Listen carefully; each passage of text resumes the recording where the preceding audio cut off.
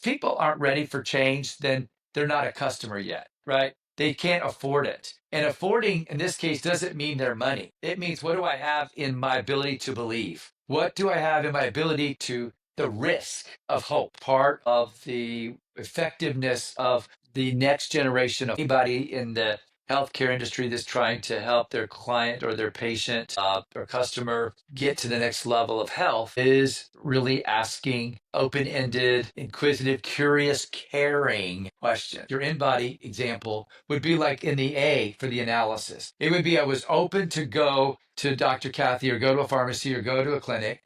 I was open to going to learn some stuff about my health.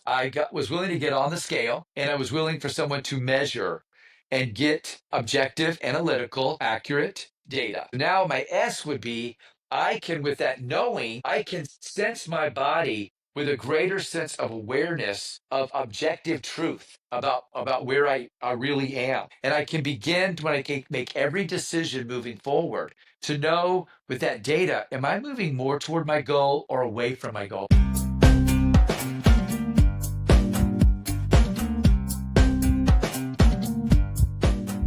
Welcome to Beyond the Scale. I'm your host, Bradley Davey. This podcast exists to educate and empower the next generation of healthcare providers. We're here to share tips, tricks, tools, resources to help catalyze your growth with InBody's ecosystem of health assessment tools. And we're going to expand the conversation to include more what it means to build momentum, health, and longevity across a lifetime. Today, our guest has nearly 4 decades of guiding people through psychological and emotional transformations. His name is David Leifeste. He's a counselor, executive coach, and the author of The Possibility of You. His O.A.S.I.S method has helped 2,500 clients unlock new ways of thinking, living, and healing. David has been working collaboratively also with a pharmacist that we work with named Dr. Campbell. She's a pioneer in the pharmacist community, helping bridge the gap in critical care and emotional readiness. And together, they help demonstrate what's possible in the collaboration of practitioners integrating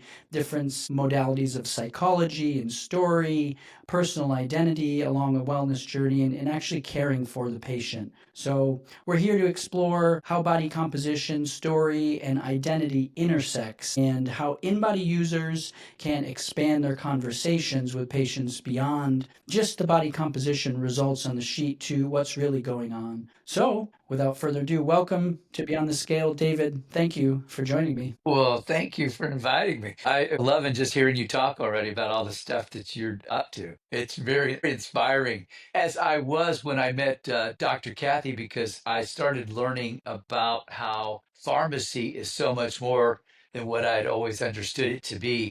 I had never really understood how many classes pharmacists have, how closely they connect to the training and education of physicians, and how they, in the whole scheme of things, as part of the healthcare providers of our culture, have this unique ability to take the power of chemistry, which is everything. So Dr. Kathy has taught me that you basically, as the PhD pharmacist, you have all this information that's really chemistry based. And chemistry is everything in us, everything we eat, everything around us, our medications, our supplements, and who else in the entire ecosystem of healthcare knows chemistry like the pharmacist? And so I've been learning and getting enlightened and sharing with my clients and referring my clients and friends to Dr. Kathy, because she works from such a context that is so multifaceted and that goes to the cellular level, which creates foundational health, which everything is built upon. And so this is an exciting time to get to talk about it. And thank you for giving me an opportunity. Thank you.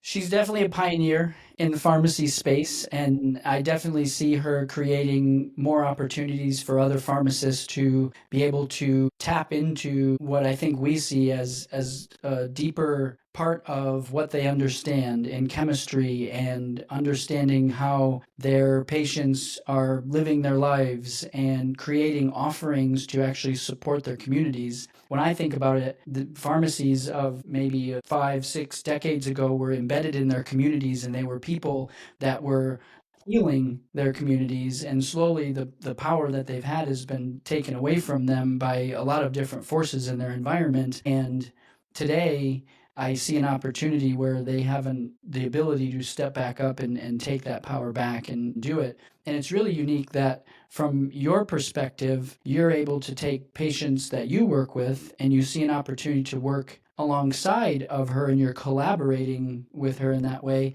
Can you tell me a little bit more about what kind of insights have you gained from a patient who would go and visit with her that's come back to you? What kind of things has it helped unlock in that vision? It's like having somebody in your back pocket that no matter what the problem is, she's going to have a way of looking at it that is going to be unique and that is going to give the client, in case my clients or patients, options, resources, empowerment, and a way to collaborate with their bodies and their health so that they can understand, be educated, and then become equipped. And then she's giving guidance on, from the InBody scale. She's giving information about where the person is at a baseline level for nutrition, for fitness. And as a psychotherapist, I have always been a believer that I have to start with the physiology in order to really get to the psychology.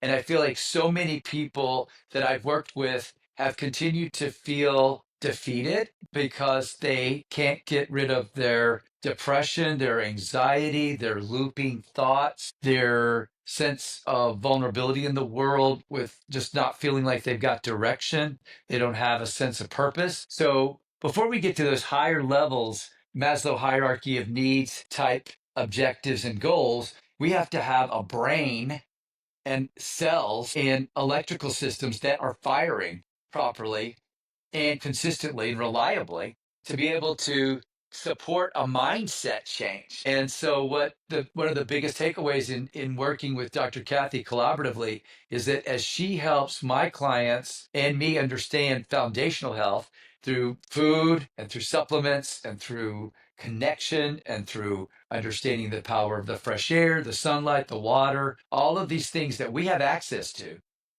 that we can then build a foundation, that we can then have a psychology of a mindset of optimism, of empowerment, of hope. And also with that, now we can, when we put effort out towards something, we've got a system that will move us toward it. And so many times in the past, I might be trying to work with an attitude or a thought construct, a challenge that I'm a cognitive behavioral therapist. So I take the way you've created your story and I kind of break it down and reconstruct it with you so that it's more objective and accurate to what the real core problem is. And then with that, we can set up strategies that are going to be in response to the accurate understanding of the problem. And then I have Dr. Kathy getting the person fueled and supported with the physiological and mental power to be able to act on those new decisions and new actions and strategies that I'm working with. So without her, I don't believe I would have nearly the results I have today, which are really phenomenal results because I've been doing this for 40 years and I have a lot of years before I knew her in terms of my results. And I have the years since I've been working with her, and they're night and day because of the understanding of working with the pharmacist, working collaboratively with foundational health on a physiologic level, and then in my case, the mental health and the psychology all together. It's empowering and it's inspiring. It works to give us everything we need to try to get what we really want in life. A full, rich life, a true connection life, be able to decide what we want to do with our grandchildren, what we want to do with travel, what we want to do with our aspirations. And then we have the energy and the health that it takes to be able to live our dreams. Well, it's clear that you have the energy and health to live your dreams in a way that you reflect a lot of joy and happiness. And I wonder where that journey started for you in terms of how did you get on this path to get to where you are today? Where did it start for you? What inspired you to say, I want to help people go deep and I want to help unlock this potential in people and see that and reflect that wisdom to them and go down that path? Because it's a really sacred work in a lot of ways. So I wonder for you, how did you feel like it was your responsibility to take that on? Thank you for your very nice compliment about joy and about being inspiring. I appreciate that. I do believe that if I'm going to guide people, I need to be an example, that I'm teaching by the way I live, and the energy that is exuded from that lifestyle, I believe, is a part of what makes it effective. So I take seriously trying to practice the principles that I teach and to live them. So I appreciate you seeing evidence to that end. I do think that the reason this happened is because, probably, if I'm honest, on some level, I had a lot of self-doubt growing up, and I was curious about everything and everybody. The only thing I just think the mysteries of the mind are ones that are endless. And I really love to explore and to learn and to take that information, those insights, or whatever I learn, and do something with it to be helpful. In this case, to make people aware of who they are, how their mind works, what they have within them that they might not see themselves, because oftentimes we don't really recognize that, and then support and encourage them to believe in it and to start acting and making decisions with confidence from that believing. Nothing gets me more excited than getting someone through a time that's hard and seeing them become empowered and more awakened and enlightened to the truth of who they are and to what's possible. The reason the book is called The Possibility of You is because it's endless. It's because there is nothing in our mind that can see all that we are. It is beyond what we can see, beyond our imagination. It is to be discovered and over time cultivated and getting to be something then that you get to enjoy the journey of it unfolding. And so I love helping people get out of the way of the unfolding, get out of the way of the things that they don't believe in and get them open to discovering something more than what they thought before. So I don't know anything else that would be any more fun. Do you, Bradley? I mean, Honestly, I quite agree with you, and I think I can see a reflection of myself a lot in you on my journey and where I've gotten to today. Outside of my work at InBody, I really enjoy being curious and seeing possibility in the world and trying to close that gap. And I really enjoy, most people would say I'm probably an extrovert, but I think I'm more of an introvert, and I just have developed the skills to appear to be an extrovert because I love the space in my mind and in my processing emotions. And those for those who are listening who heard David reference a book, we'll link it in the show notes here for everybody to check out. But we're going to dive into it because David has taken his 100,000 conversations as a psychotherapist and life coach and turned it into a method to help unlock somebody's life purpose and passion. And there's an acronym for that he's set up called O.A.S.I.S. And for somebody that doesn't know what the O.A.S.I.S method is, tell us what that means and how you came about it. And how did you start to see the patterns here in the process of you kind of coming to that vision? Because it's got kind of two parts. The Oasis is actually something, a beautiful place that people, they want to go to, they want a vacation there. It's a place of reprieve or uh, enlightenment, right? But it's also an yes. acronym for you. So how did you kind of come to that place where it was all? Well, that's a really great question too, Bradley. You're very good at asking really good questions. Thank you. And I did notice that about you, how intuitive and how interested you are in the soul and in the mind. And you're a deeply curious person, a soulful person. I've enjoyed getting to know you because that's the kind of person I enjoy, is somebody who really has that kind of depth. When you have relationships with people, I'm very careful about how close I get to whom, because people are either going to suck the energy out of you or they're going to add energy. And I really have to be very intentional to make sure that I'm kind of reciprocally giving and receiving energy, and not having more pulled out. So it's a delight to get to experience yours and know that you also share that same passion. That's a good point because as a healthcare provider in many capacities, people might come with that need because they need to be filled with the energy. But I think a lot of healthcare providers in general probably end up emptying their cup a lot in the relationships with their patients. And I wonder if you have any kind of quick wisdom on how you've been able to manage that process of feeling the reciprocation of it. And maybe there's a discernment or a boundary that needs to be set in a professional relationship. Obviously, we don't have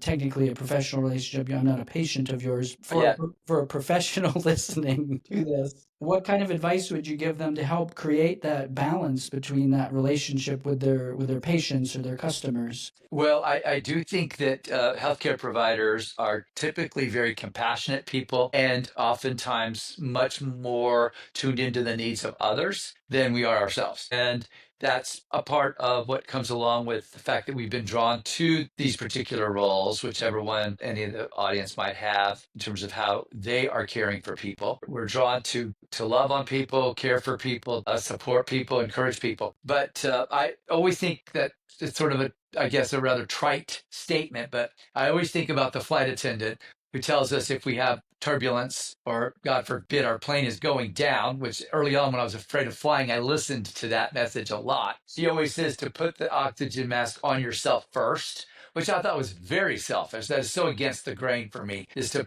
put a mask on myself when there's people around me gasping for air. That is counterintuitive. So very much aware of that for us as healthcare providers. Putting the mask on ourselves means making yourself the top priority. And in the case of the flight attendant, she's saying, put it on you first. So if you have kids, we're not dealing with your kids, you're taking care of your kids. So put it on the kid that you like the best next, and then the kid, the least favorite, last, and then we'll hope for the best. But anyway, but in the end, we have to be able to breathe. And if we are breathing and we've got energy, and we've got balance and we're centered. Now, as we give out, we're giving out from the abundance of that. And we have margin and we have bandwidth, and we can do that with joy. If we are suffocating or we're out of breath, in this case with that metaphor, then we're going to be in a desperate state of anxiety. Oftentimes, we might even get bitter.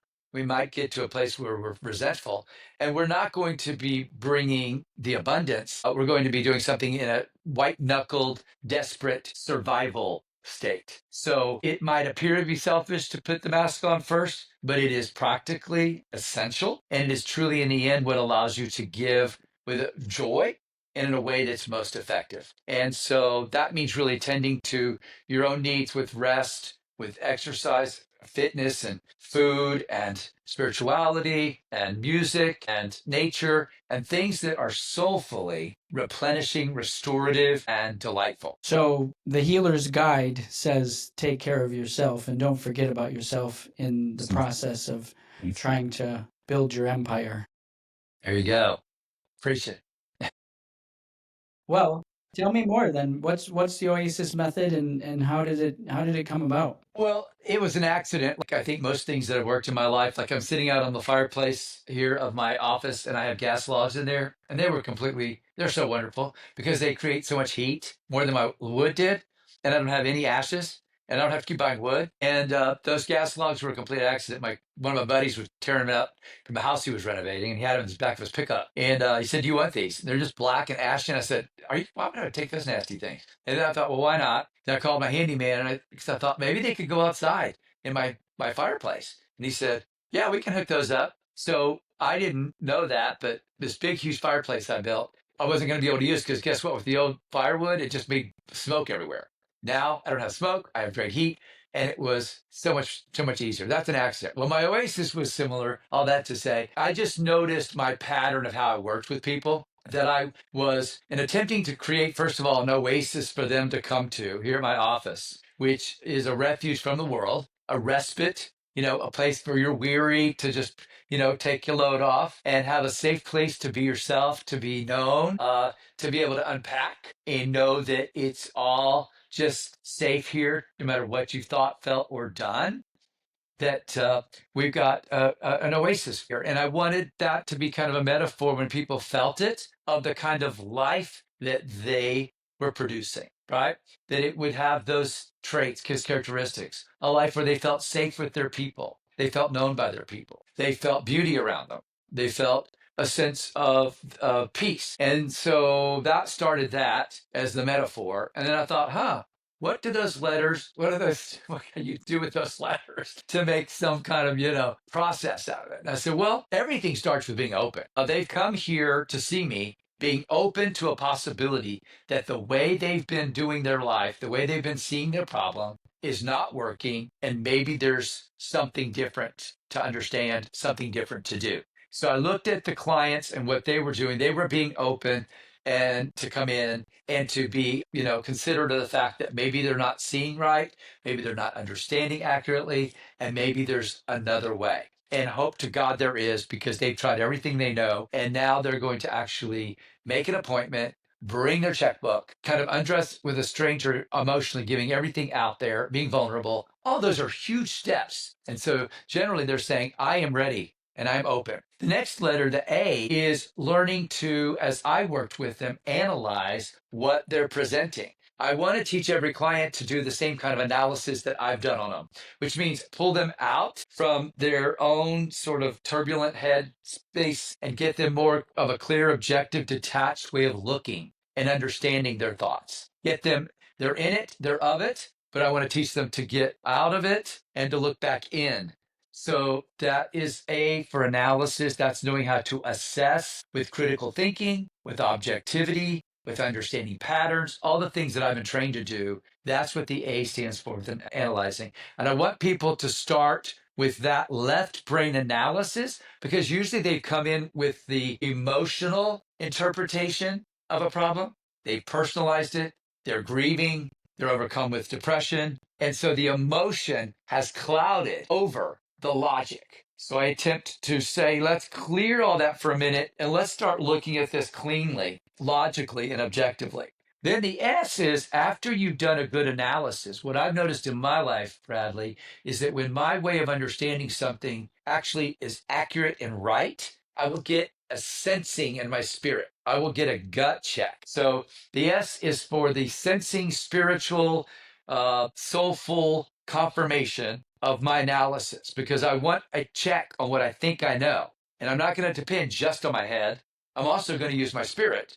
I'm going to use my gut. And that's the right brain side. So the S is the sensing part, and it actually represents the right brain's way of assessing, which is an intuitive and confirming by gut what you think you know and understand in the objective sense. Which then, when you've got that all aligned and you've got a really good, clear way of looking at it, you're now going to get the I. You're going to get an instinctual, inspiring, imaginative idea that you didn't have before. And that idea is going to lead to this solution, the final S, which is going to bring the shift that you're looking for. Every human is trying to navigate to the next best place, to be the next best level of self. So they're trying to navigate a shift to move in and up from where they currently are. Usually we're in an undertow. We're stuck. Usually we're in some kind of vicious Groundhog Day, kind of guinea pig experience, a hamster wheel situation. We want to be off the wheel. We want to be going up and going out and going up and going out to our next best version of ourselves and of our lives. Ultimately creating an oasis world to live in and actually make something exciting for you to get up to each morning and go join and participate and then share from. Ultimately, I want everyone not to only have a good life for himself or herself. I want them to have a good life they can invite other people into and kind of enrich the world at the same time. It's really beautiful the way that this comes together, because as I think about it, the O and being open it's more of a spiritual sense and a presence about it, but then the A gets more into the analysis and more of a mind and, like you said, left brain, kind of more analytical, where the S opens up again more to a spiritual level. The I goes back into that place again to ideate and think, and more left brain again, and then the S is the shift in the feeling, and it kind of has this, to me, I hadn't thought about this before, but this undulation of going back and forth between kind of in and out, almost like a heartbeat. I love that. Boy, that's fantastic, Bradley. That's a new angle on it. Yeah. I appreciate that. That's beautiful. Yeah. Yeah. And it really goes to, I think it makes a point of like we have to be open. I think that's a minimum in any type of coaching or medical practice, or anytime we're dealing with a patient or a customer of sorts and we're trying to impact their health or their wealth or their love or their happiness or whatever it is. The openness for change or coaching has to be there no matter what, whether it's working with somebody externally or with ourselves. But then we do a lot of work to figure things out or unlock things or just see what's possible on our journey. But then we have to allow space for that to settle in and for it to, like, if it's a raindrop of wisdom, it has to shower over my body and I have to feel it through all my cells before I can then say, how does that feel and what is that impact does that have? And maybe I actually start that process over again, you know? Absolutely. Absolutely. It's a dynamic, ongoing, resetting, refining process. Do you see this as like an order specific thing, or are they kind of, in a way, are they all omnipresent in somebody's process? Yes, I think it's a good way of putting it. I think that when you're in the field of dealing with humans, which all of your audiences, they're helping people. We have to realize that we're in a constant state of grieving something that hasn't worked out the way we thought, grieving a loss in our health, grieving perhaps actually a person or a relationship that's ended. That is in our living process. We are constantly coping with loss. And many of us know about the Elizabeth Kubler-Ross death and dying model, that she has 5 stages as a social worker in the feast that she noticed when families were dealing with the loss of their children at the hospital that she was working in. Can you She share noticed, that? Can you share yeah, that for more reference? yeah, they went through denial for a while, which is their brains were not allowing them to believe that their child was sick and dying and was going to die or had died. That it's just couldn't be taken in. Denial is a resistance to not knowing, to not being able to know, not really wanting to know. And then as the reality breaks through in ways that are undeniable, you're at the funeral of your child, or something is obviously, the crib is empty and you can't not see it anymore. You feel the vulnerability of the fact that your way of thinking about it isn't changing the reality. And that vulnerability leads to an anxiety that she said fueled the next stage, which was anger. That the vulnerability and the anxiety would finally make you mad. This isn't fair. This is wrong. I can't do this. A lot of it's not fair. The human brain constantly thinks there should be justice and fairness in everything. And again, when these kind of things come up, we are constantly reminded that life is not fair, that good things happen to bad people, bad things happen to good people. And you're struggling with that reality check, which then takes you into the stage called the bargaining stage, which is where you're thinking, maybe if only I had done this, or maybe if we had done that, then this wouldn't have happened. And it's kind of like doing sort of a crime scene and going back over all the evidence and wondering what happened and what could have happened and what did happen that's led to this particular moment. And a lot of times people get caught up in that regret, that sense of if only, and that takes them back into anger. Because how we can sometimes see things now that we couldn't see while we were in a situation. We oftentimes take this vantage point and go back to where we were and act like we knew then what we know now and try to add that information into our decision making, which of course is unrealistic. That leads us back to anger, bargaining back and forth, finally to an exhausted state of depression, when we finally realize we can fight this all we want. We can say if only, we can be pissed, we can do all that, but in the end, it is happened. We have a loss. We are helpless and powerless to do anything about it. And we're ultimately having to reach our final stage of acceptance. And accepting is the way life was, the way it was supposed to be. It is not. This is what it is going to be.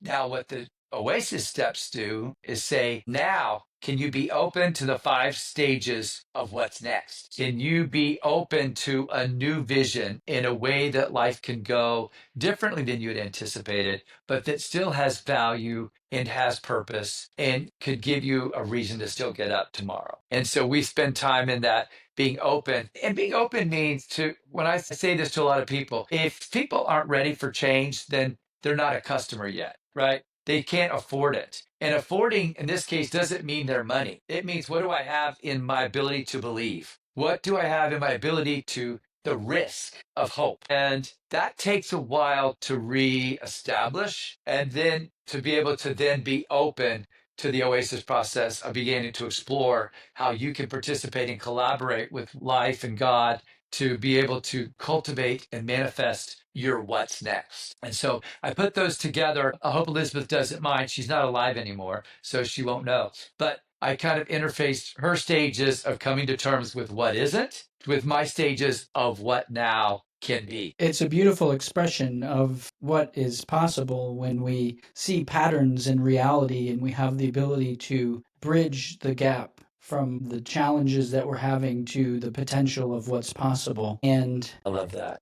another thing that you reference in your book, and I want to share them with the listeners here, are the natural laws. I want you to define what a natural law is, and then think about the process and share more about the process of how you came to these. So there's 6 of them, and the first one is, we're all a work in progress that will never be complete. The second one is, we all have issues. You are not alone. Life will be difficult, confusing, and unfair. Often we won't understand why. We're a unique combination of our nature, nurture, passion, experience, and education, which means we each have a unique contribution to make to the world around us. We all struggle. The key to a great life is to struggle well, with honesty, intention, and wisdom. And the final one, you can do and be more than you think you can as you open yourself to the truth and power within you. Wow, those sound really good when you say them, Bradley. Thank you.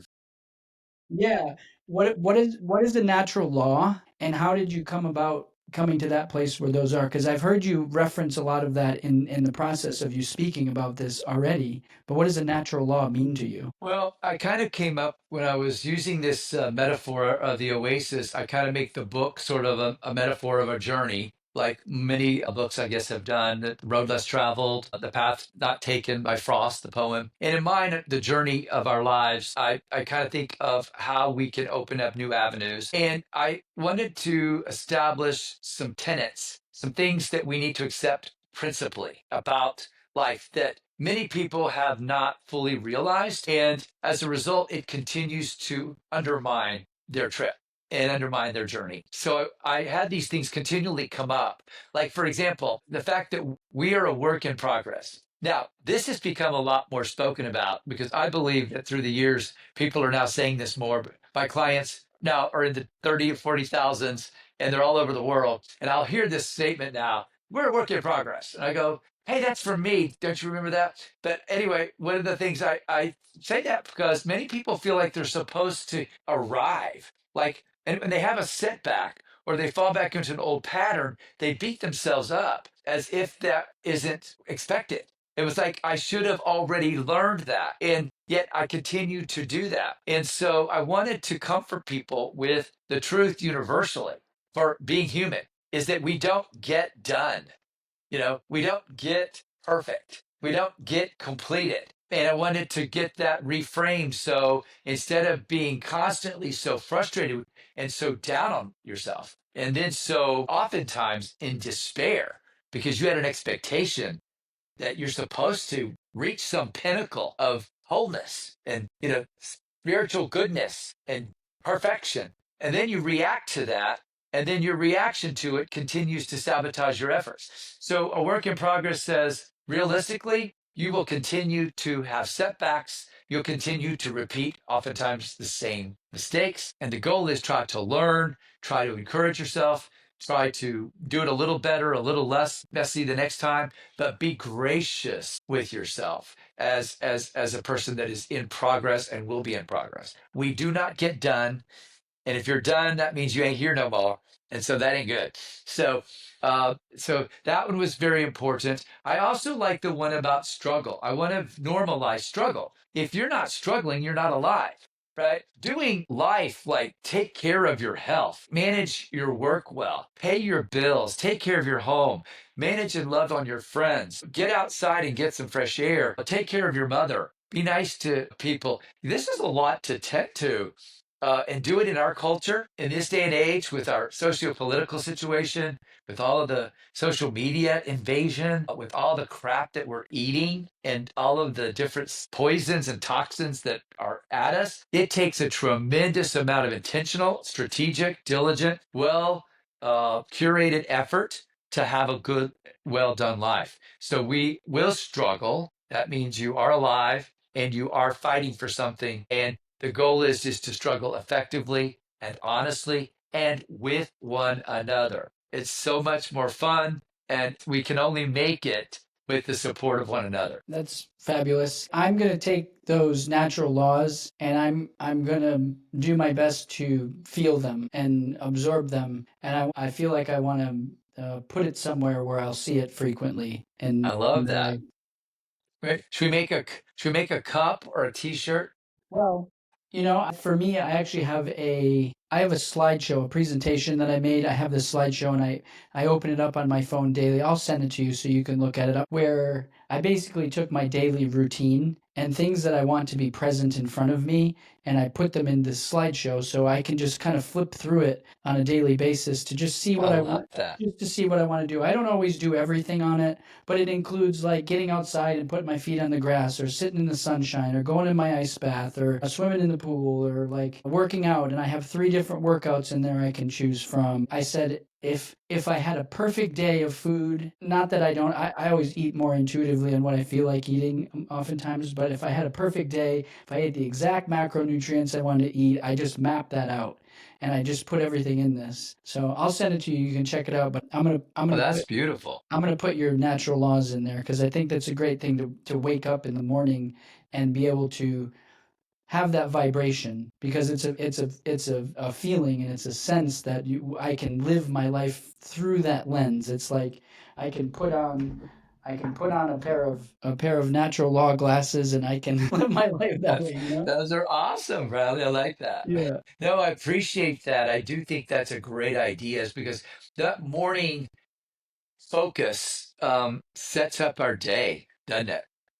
And you staying mindful about what habits will continue to get the most out of you, and therefore staying on point as intentionally and consistently as possible is just that's a fantastic. I love that, having it just to be kind of going through and going, oh yeah, I haven't done that. I haven't taken my shoes off and had my feet in the grass in a few days. I gotta get that back in. I started a process called intentional life blueprinting Mhm. 15.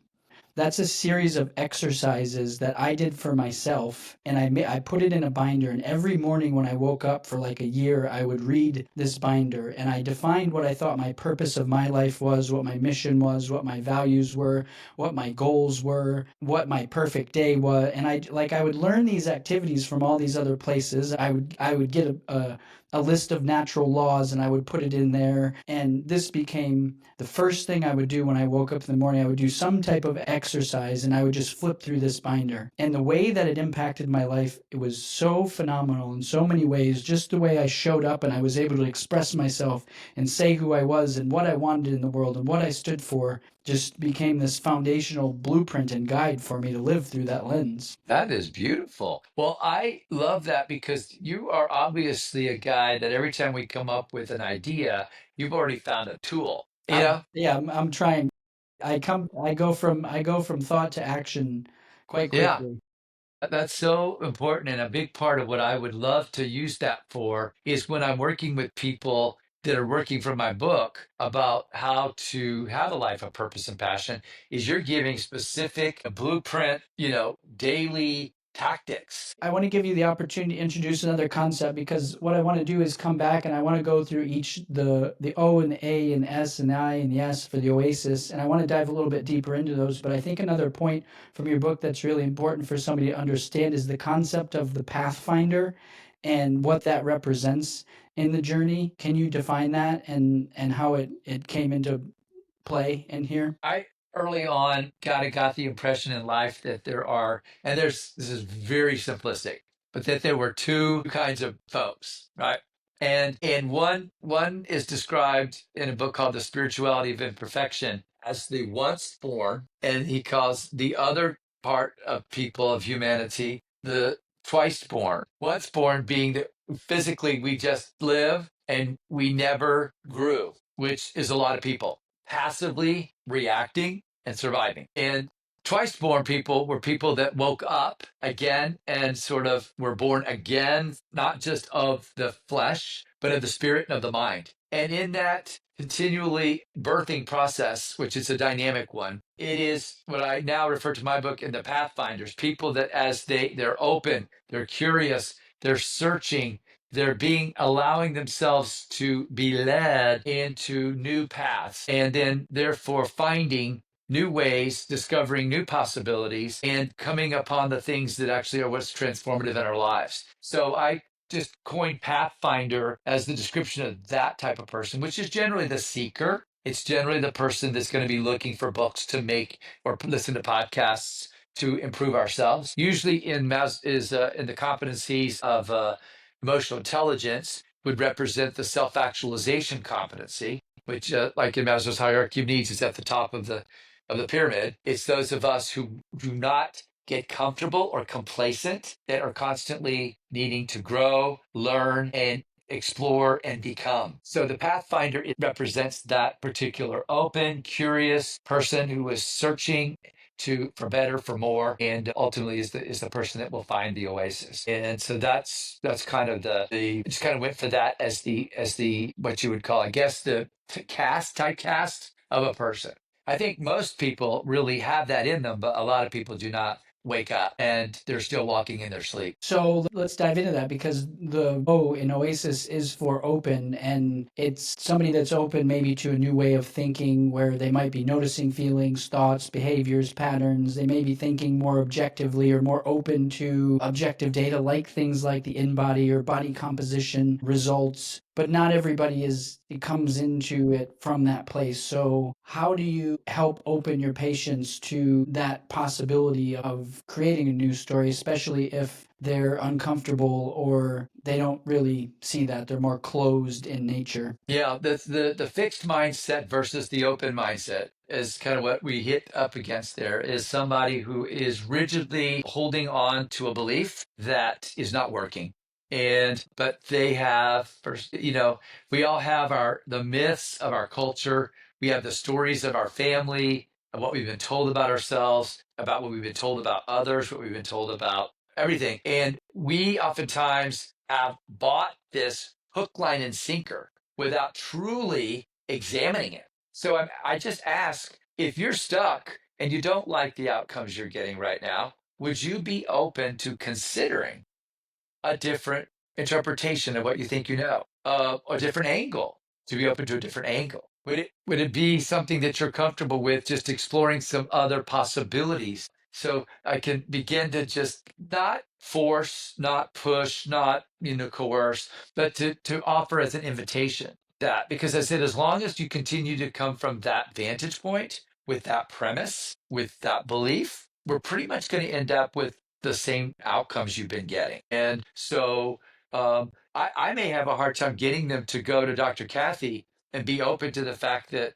food and supplements are a key part of changing the way they can think. But I'll say, let's go let's take one step to go inquire. I break it down into baby steps. Let's not have expectations about it.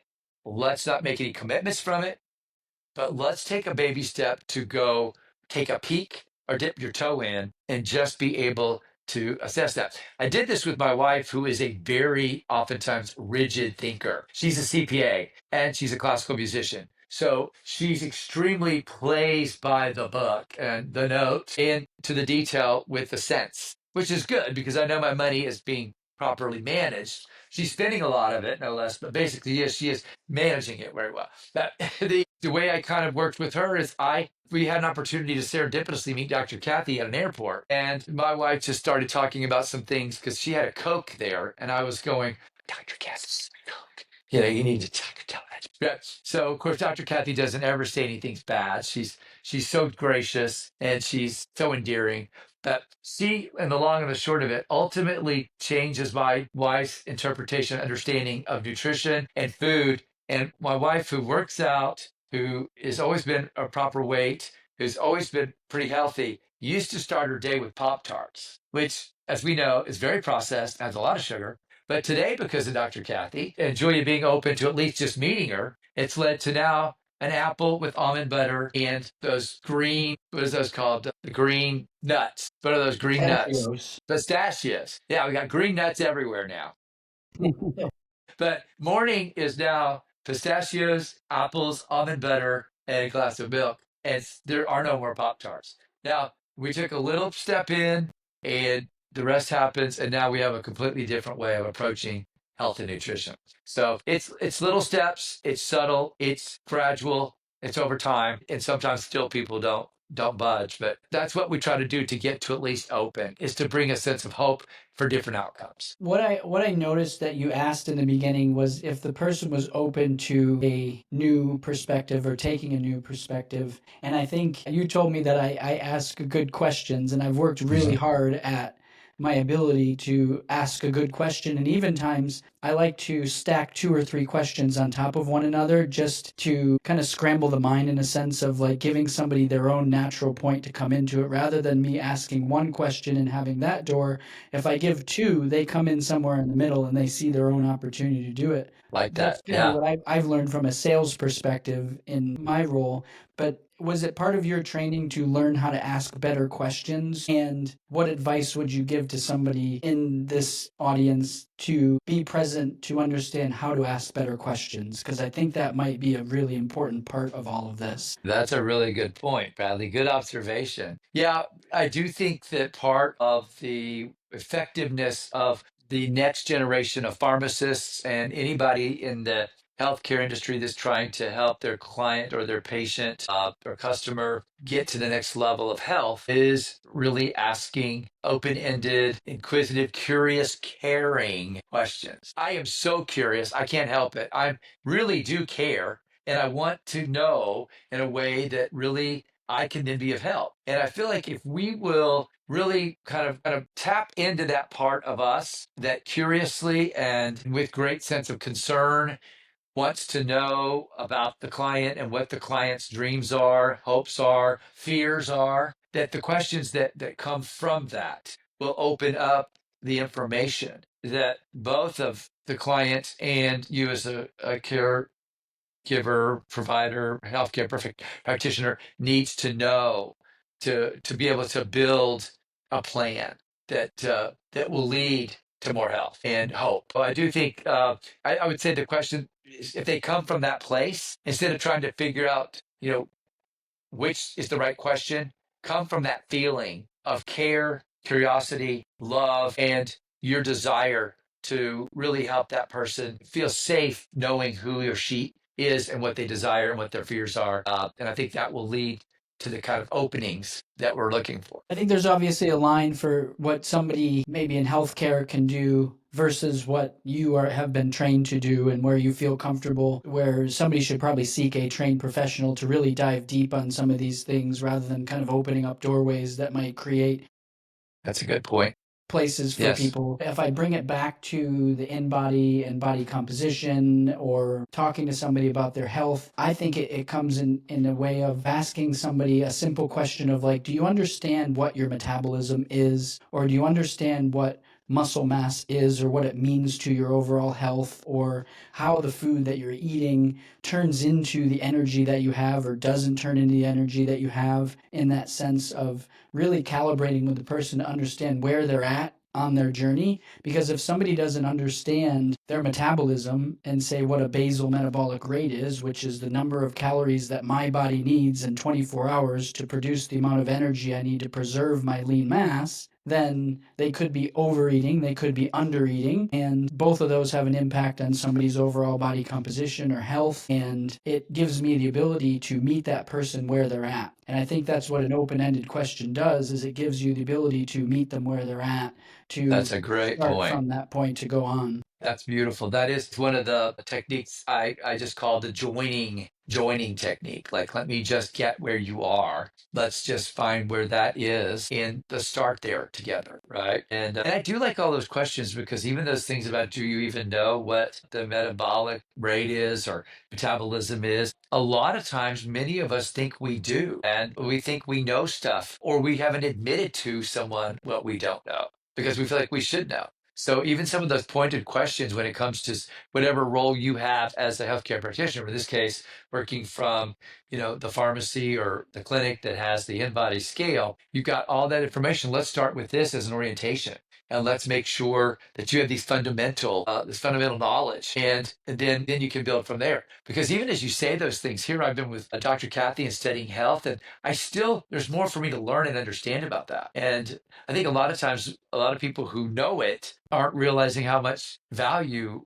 that what you have, could bring us. And just going over some of the basics is really a great place to start. So let's move on to the A and analyze and the O.A.S.I.S. And I think that portion of it really ties to some of the natural laws of life is confusing, and we are a combination of our nature, nurture, all of our experience. And as we start to analyze and we start to see or feel or look at patterns or what's kind of influenced us in and around that, and we expand those perspectives, I feel like beyond the question of, are you open to seeing that perspective, we're now going into that place and we're now asking more direct questions. And that can kind of be a scary space. If somebody says, I'm open to going there, but I'm still scared, what's that process like to actually go through and start to analyze that? And what kind of things are you doing to support people in and around that?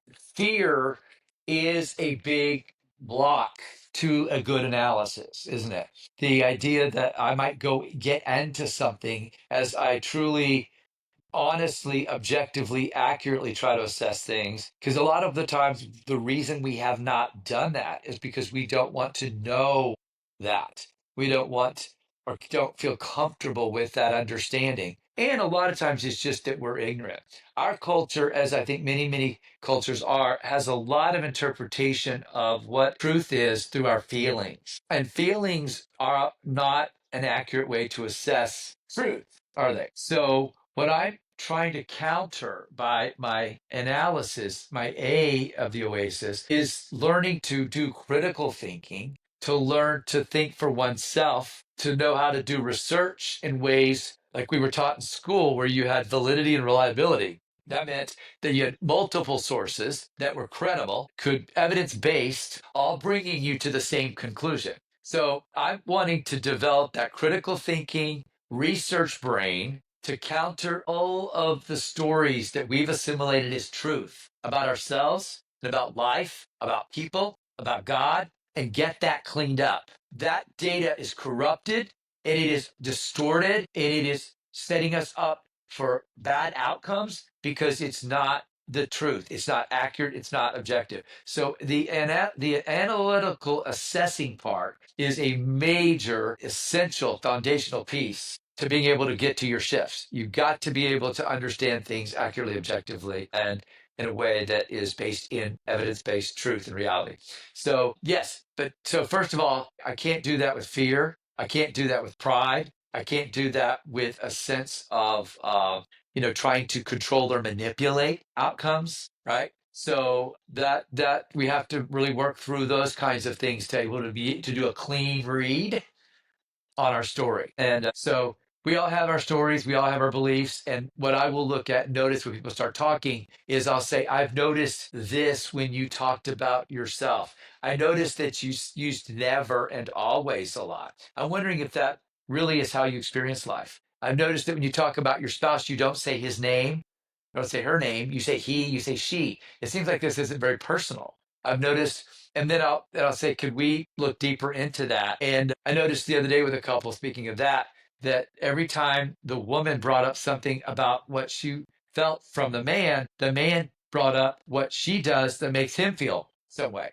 And I said, y'all realize we're never going to get anywhere if someone doesn't get a turn, where someone is just heard and we allow them, so we can analyze one thing at a time, one person at a time, one situation at a time. But what happens is what we call kitchen sinking.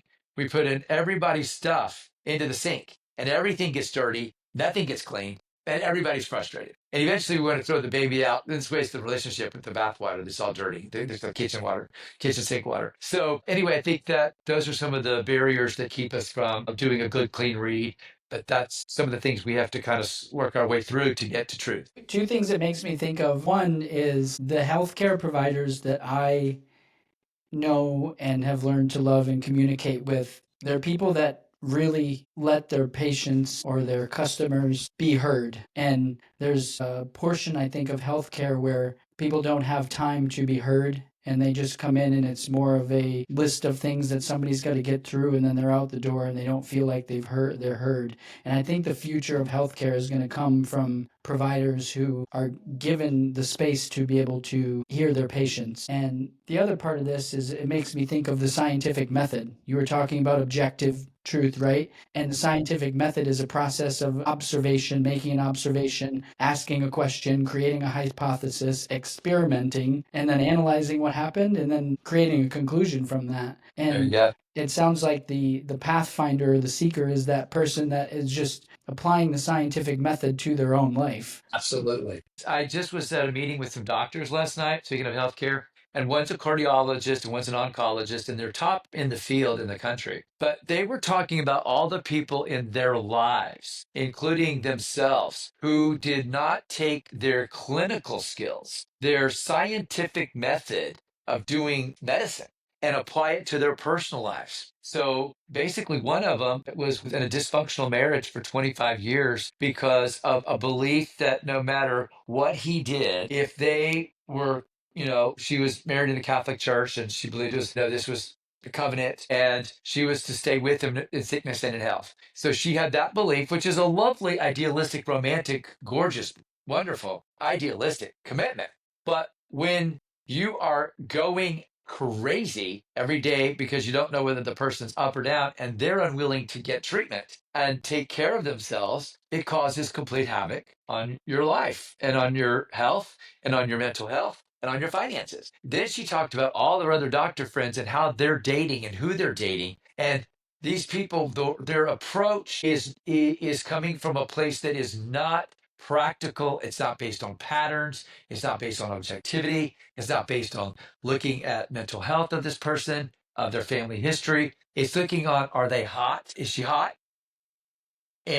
Or is he rich? They're doing superficial values as decision-making foundational blocks for major decisions that are going to impact the rest of their lives. And so I'm saying, why don't we take the same practical nature of how we do medicine and health, pharmacy and engineering and construction and apply it to building your life, building your health, and building your headspace. And so the scientific method, the O.A.S.I.S, is the psychological way of doing scientific method for your personal life. Well, let's move on to the S, because I think you alluded to something there where our own self-awareness, I say emotional intelligence, I know it's a big concept, but our ability to gather insights and actually feel that in like a gut instinct sense of like, this is something that I'm aligned with or I trust. That can come in a lot of different ways. When I bring this back to body composition, I think of somebody actually seeing what's inside of them and seeing that maybe I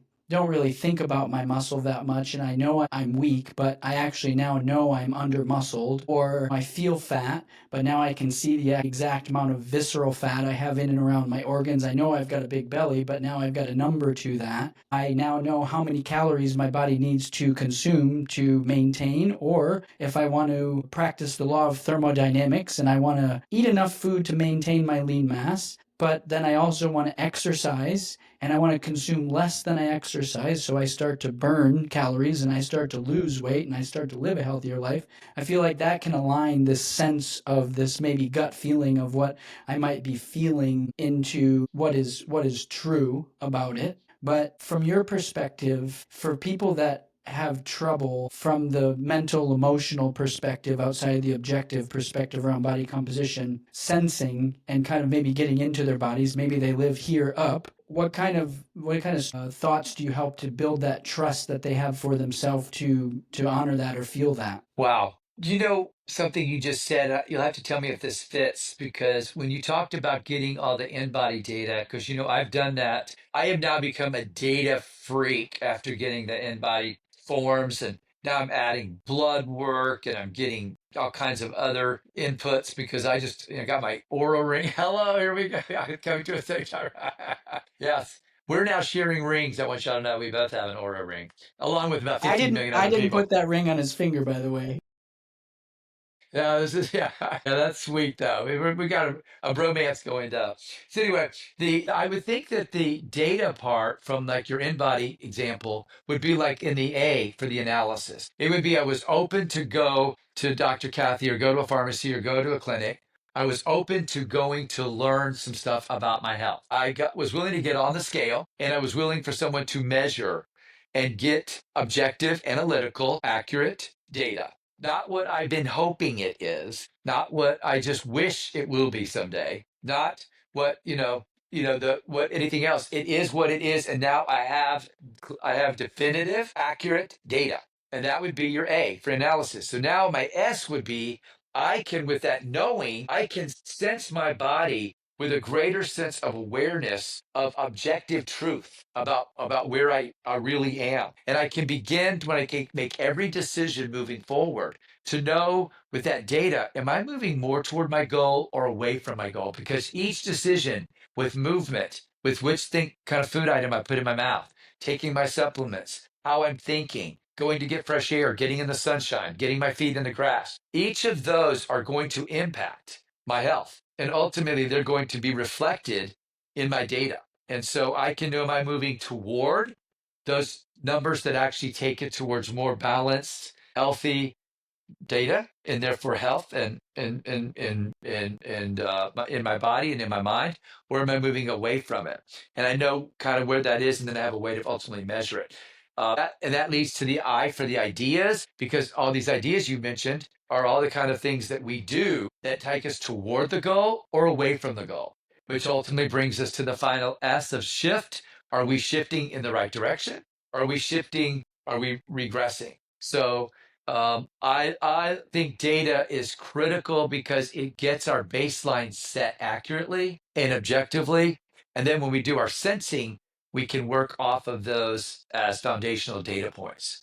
But I've always thought in how powerful the gut is, but oftentimes the gut can be distorted if you don't have a solid foundational baseline set. And so I think we all need to get that and work from those baselines. And then our sensing can be relative, warmer. I say it's like the game of hot and cold. Am I getting warmer or am I getting colder? Is I moving toward what I want or am I moving away? And that gives you a way to know, really make sure that you have a way to constantly have accountability to that. Know what you sense is what actually is working toward that end. In other ways, I always thought that the spiritual sensing soul side of our way of knowing is something that's come from thousands of years of evolution, because we did so much survival through instinct. I mean, we didn't have GPS. We didn't have information to know how to know what was happening with the weather.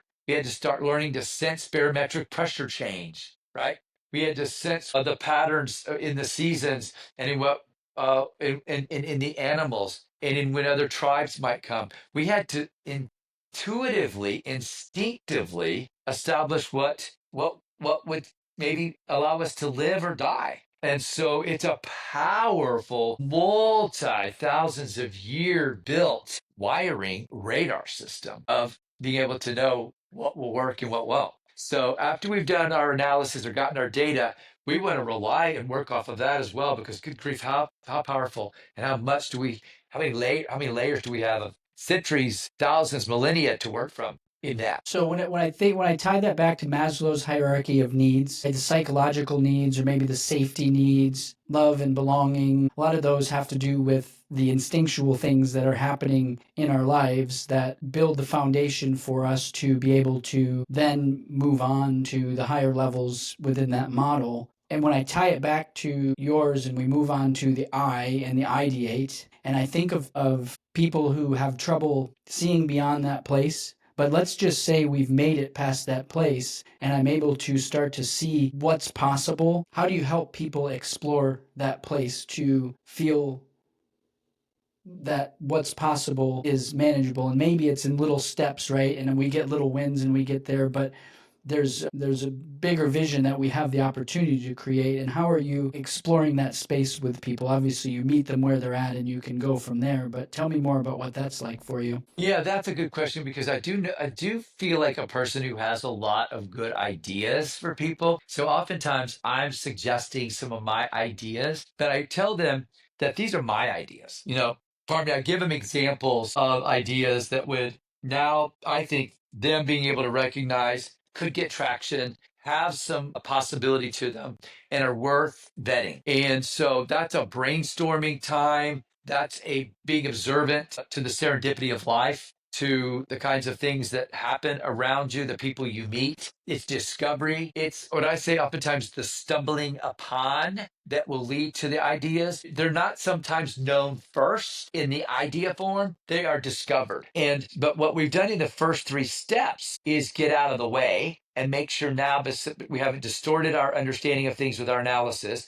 We are now at peace and in sync with what we think we know, with what we feel. And now we are going to be more synced up with the universe. We're going to be in a flow state where we can move into directions and into realms of discovery and to another level of consciousness, to relationships that we were not going to have and were not having before. And through that, you're going to mine these amazing new ideas and action steps that are going to lead ultimately to that final S of the shift that your soul is trying desperately to get to, the part that feels more at home, the part that feels more free, the part that feels more energizing, the part that feels more inspiring. The soul is dying to get out. It is saying, get out of the way.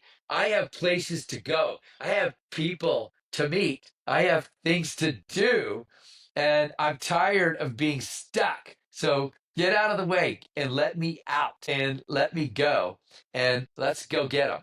Giddy up. And so I love that. I feel like for me, I find a lot of sanctuary in yoga. It's been absolutely. a place for me where I go and I think I'm able to sense things, where I'm able to release, whether it's in my own practice or in others. And I Yes. feel like in this ideation phase, it can happen with somebody like you that opens up the field of possibility and suggests things based on your experience. But I think for me, it also comes in that place where the example I'm thinking of now is I was in a yoga class last week and I was just thinking about whatever was happening in my life and I was trying to work through something. It wasn't anything terribly hard, but the teacher opened the class with a mantra, and the mantra was, I am open to infinite possibilities Oh my gosh. and trust my inner wisdom. Oh, wow. That is unbelievable. Man, And that's beautiful. from there it just opened up this door of ideas that flooded in from that perspective of the thing I was thinking about before. It passed through this filter of infinite possibility, trusting myself, and I came out of the class and I wrote and I wrote and I wrote and I wrote, and I feel like I had my own breakthroughs from it. So I feel like That's beautiful. there's opportunities for systems that are already there, or technology in a way that Yes. enable this type of sensing and Yeah, ideation. absolutely. That's a beautiful example. There you are with an action step, a tool, a ritual. This will be so good when we're on the road, so you can always come back to this practical thing because that's a perfect example of the practices like yoga, meditation, mindfulness, hiking through nature, swimming, liminal state between sleep and wake, paying attention to early morning hours. All of those are spaces that are conducive to sensing and getting illumination of new ideas. And then you, like I tell people to go then and journal the heck out of that, because now you've opened it up. Now you need to capture it, and then you can be accountable to what you've discovered through that experience of what to do and take action in life. And a lot of times for me, one of those was the building of this building. It was an early morning meditation, and in a liminal state between sleep and wake, it just kind of dawned on me, came to me, build a building. My buddy and I wanted to have an office together, but we hadn't been able to find anything for a couple of years. And I thought, build a building, that's like the worst idea I've ever had. I mean, everyone has problems with construction. It breaks up marriages, friendships. But I went in and saw my buddy a few minutes later, which was good because I typically forget these great ideas I have, and told him about it. He said, hey, let's do it. And now, I have a really beautiful space that is great because I don't, I get to own it, and I get to have outdoor space, and I get to have it near my house.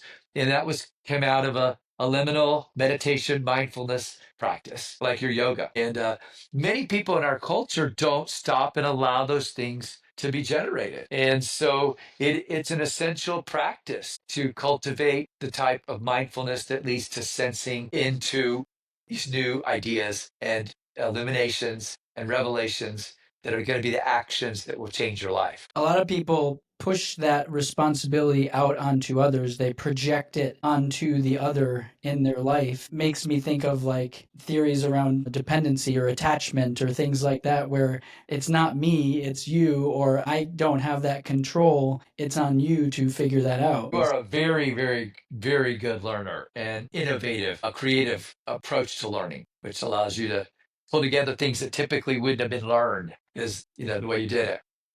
So, Well, I want to go to the S. This is the final part of it, the shift. And it's one thing to have that ideation of like what's possible and feel that potential. And maybe the gap between me actually thinking it and doing it isn't a few minutes or, as you had from building that building.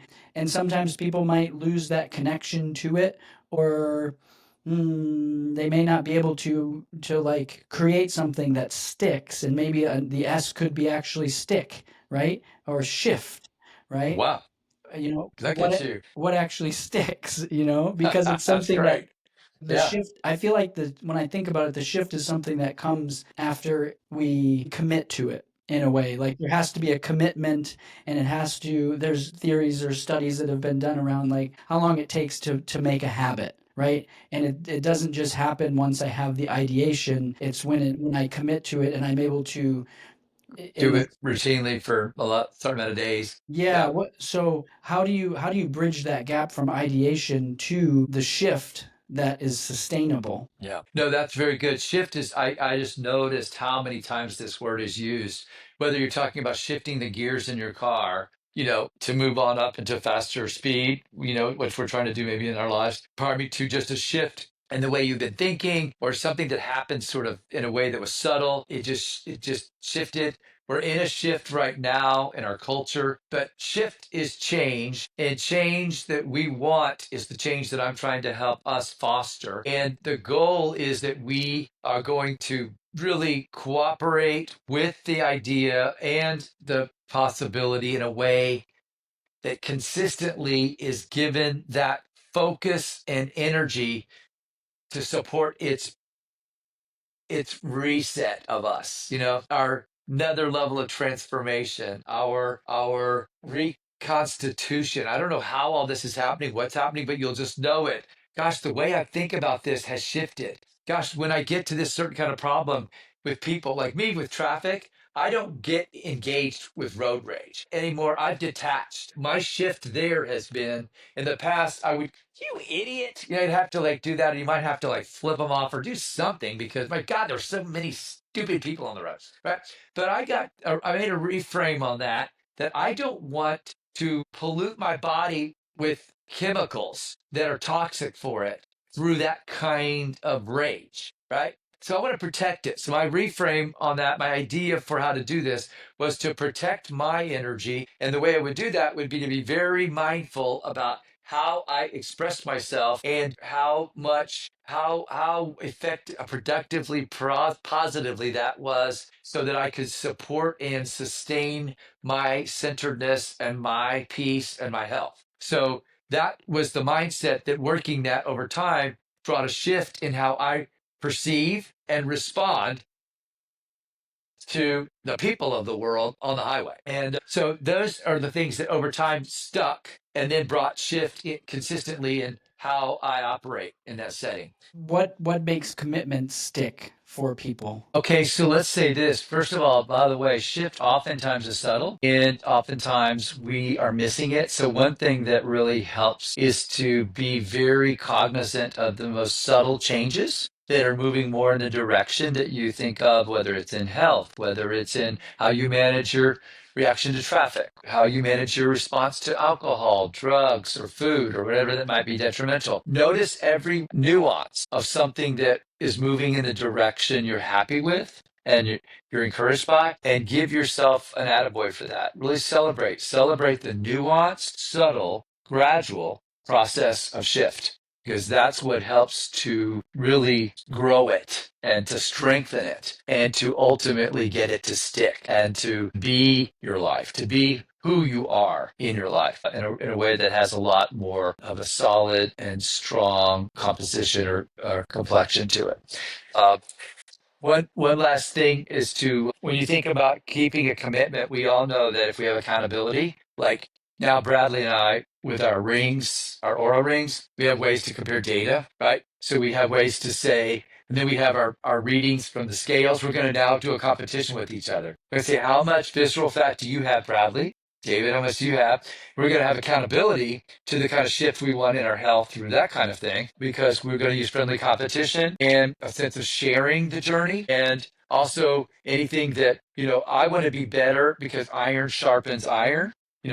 I've chosen you as my new best friend because I want to be sharper like you are. And so that would give me greater catalytic, energy to work from because of the way you roll, your standards, your habits, and the consciousness you're raising, and the knowledge you created, the success you created. So shifts that go in the right direction ultimately stick, happen in partnership, oftentimes in community and with accountability and with the encouragement and support of other people. I've shared this with listeners on the podcast before. People might not have heard it, but you certainly haven't heard it. I have an acronym for why people seek health coaches. The acronym is EMACK, and E is for efficiency, where somebody else can help me efficiently get to the goal that I want to achieve. M is for motivation, understanding my own motivation and putting things in my life that will help motivate me. Like you're saying, right? Data can do that for us and hold us accountable to those things, but there are also other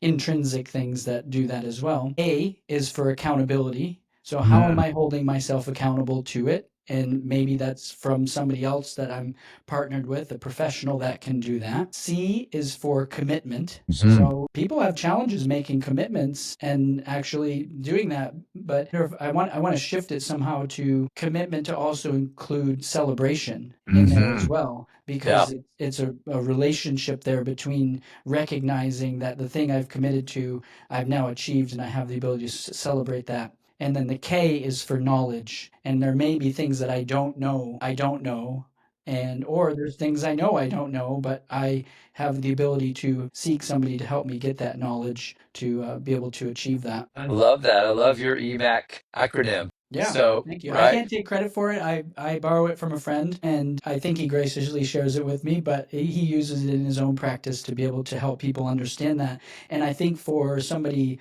that has a healthcare business, at least for me in my own practice, it was more about which one of these things do you think I can help you with? Because I could do all of them, or I could do one of them really, really well for you, and that's what you need. You need me to help you commit to something and hold you accountable to it, and let's go.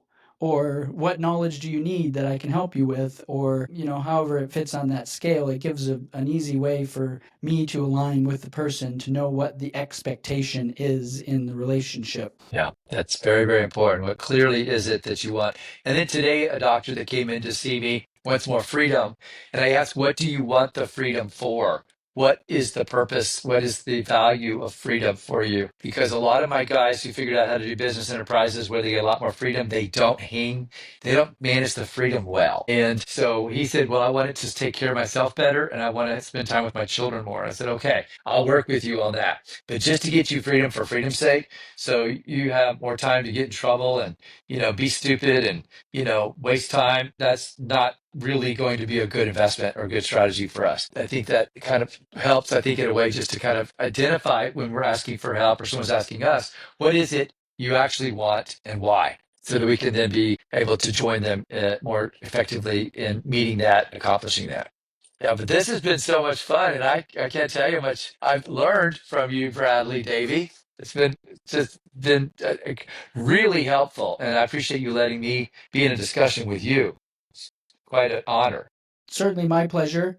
I love the conversation that we've had. Last question I have for you before we can tell the listeners where they can go and get your book or any other opportunities that you have. What legacy do you want to leave behind for yourself, whether it's personal or professional, when you think about the oasis that you have or want to create in the world?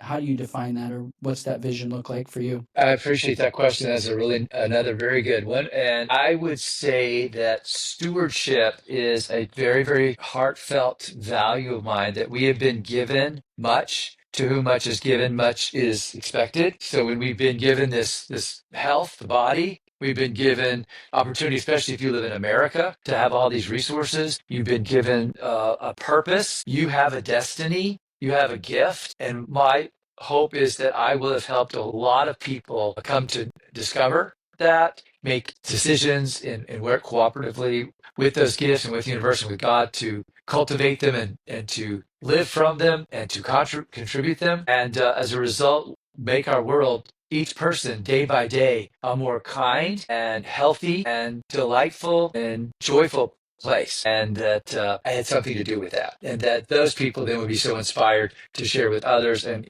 cultivate more and more of that humanity that we have within us, and that I would just feel tragically saddened to think how many of us died and we never knew it. We never knew that. We never tapped into it. We didn't deliver. And we didn't get to enjoy the delivery process of who we are and our gift and our purpose. And that is, and you are a blessing. So where can people find your book or connect with you, or any other opportunities that you might have to participate in what you want to share with the world? Well, thank you for that opportunity. I have my book, The Possibility of You, available on Amazon. The Audible version will be out next week. The Kindle and the soft copy are currently available. And if you read the book, I would love a review. That would really be helpful. And also, I have an Instagram account called It's Therapy, Dad, which my kids came up with, who were in social media. And it's just mental health and psychological performance, life performance tips. And I put that out several times a week. And I would love to invite anybody that is listening to follow me and join me as I continue to share that information, and then provide any commentary that you have in your own practice to it, so we can all learn from you all as well.